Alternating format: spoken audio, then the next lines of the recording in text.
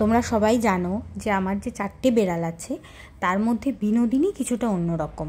ও একটু special child, ও একটু hyper, ও একটু পাগলি বুড়ি।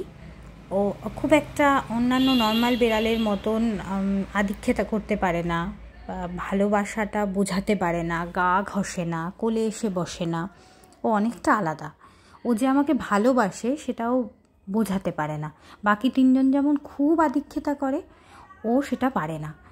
কিন্তু ও যদি কোনো সময় দেখে যে আমি শুয়ে আছি মন খারাপ করে বা শরীর খারাপ হয়ে আমি শুয়ে আছি, তখন কিন্তু ও ঠিক আসবে।